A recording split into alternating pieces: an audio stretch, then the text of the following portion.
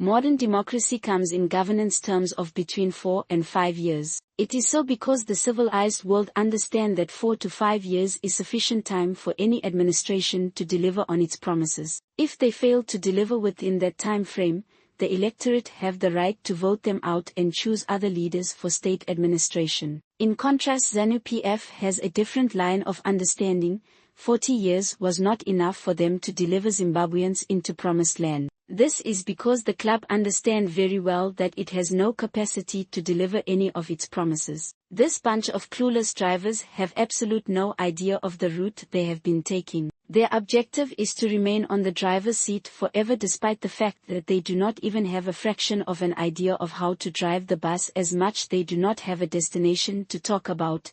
No wonder why as early as 2024, this thug club started campaigning for an unconstitutional extension to Dambazo's term of office to end in 2030. ZANU-PF's deplorable level of incompetence is unquestionable.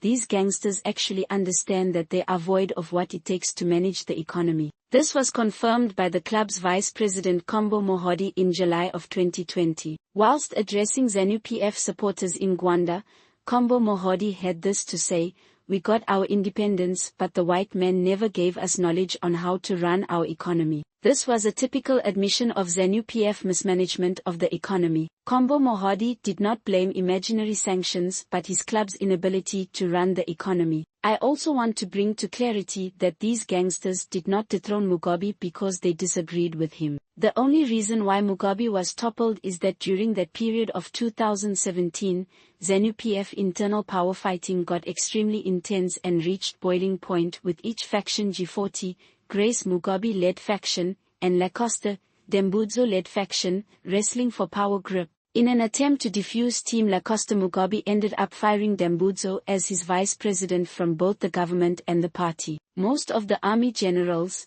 the real ZANU-PF power guard, were aligned to Team Lacoste and precisely were also on the firing line. The then head of the army, Constantine Chiwenga, was in China by then and was facing imminent arrest for undisclosed charges upon his return from China, whilst other generals were either facing dismissal or unspecified action. From that perspective, the generals united to revolt against Mugabe in order to secure their jobs as well as to avoid imprisonment. Upon his return from China, police officers who were waiting at the Robert Mugabe International Airport to arrest General Chiwenga were outnumbered by members of military intelligence, resulting with Chiwenga evading arrest. Thereafter, the army led by Chiwenga took full control of the proceedings until Mugabe was completely out. In a typical military command system, the army then imposed Dambudzo on the club's presidium and government, thereby breaking the constitution, as Dambudzo was not eligible to replace Mugabe since he was fired from both the party and government. The only candidate who was constitutionally qualified to take over upon Mugabe's resignation was the then second vice president Palkazila Mfoko, but he could not do so since he was not a favorable candidate from the military's perspective. Mfoko was regarded as Mugabe's loyalist and sitting in the opposite camp supporting G40 faction,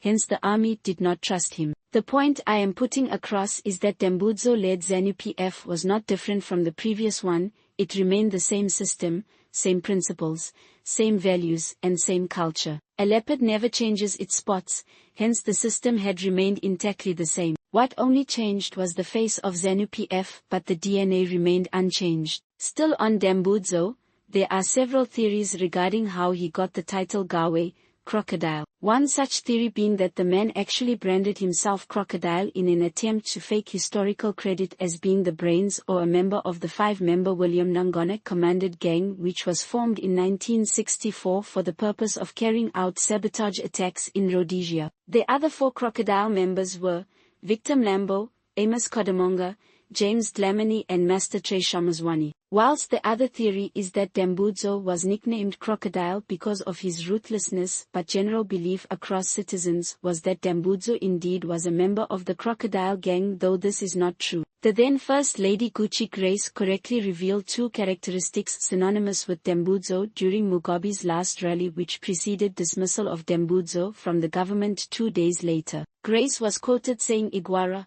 a coward, and Nyoka, a snake. This she all said in reference to Dambudzo during the climax of ZANU-PF factional fighting. From that context and for the purpose of further discussions, Dambudzo would not be referred to as Gawe as he has been popularly known. Since he was not part of the crocodile gang and since a crocodile is part of the wide reptile family, it is from that perspective that in this discussion moving forward, I decided to rebrand Dambudzo with another reptile. Though a snake would have been more appropriate as insinuated by then First Lady, I settled for another cold-blooded reptile which looks like a crocodile yet it is not. Lizard. Branding him a lizard would be less offensive than a snake, and lizard behavior fits very well with characteristics of Dambudzo. Understanding lizard's cowardice behavioral trends is very important. This man has always been a very dangerous predator. He always lacks substance in everything, hence he has always been creating conditions for sympathy. What is coward? A coward is described as a person who lacks courage,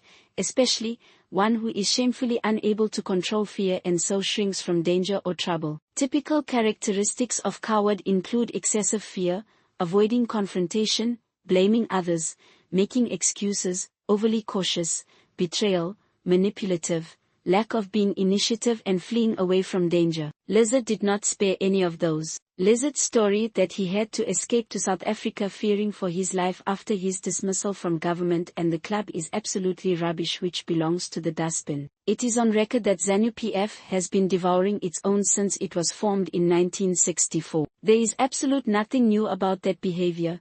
It is also part of its DNA. If Vasco, being shortened from Vasco da Gama since Mugabe was known as a professional globetrotter, wanted to assassinate Lizard, then Vasco would not have been stupid to exterminate Lizard after expelling him from the government. He would have done that whilst they were dining and wining together. Had Vasco exterminated Lizard after expelling him, then everyone in the world would certainly have pointed fingers at him. There is a long history of ZANU-PF casualties from ministers to army commanders whose lives were terminated whilst they were very much in ZANU-PF high ranks. The issue of Vasco withdrawing Lizard's security personnel does not mean Vasco wanted to get rid of Lizard. There is absolute nothing unusual with this ZANU-PF behavior. Withdrawing of Lizard security was a typical ZANU-PF style. When they strip you of everything, even your undergarments. This did not start with Lizard and it would not end with him. When the former Vice President Joyce Mujuru was fired by Vasco, she suffered the same fate.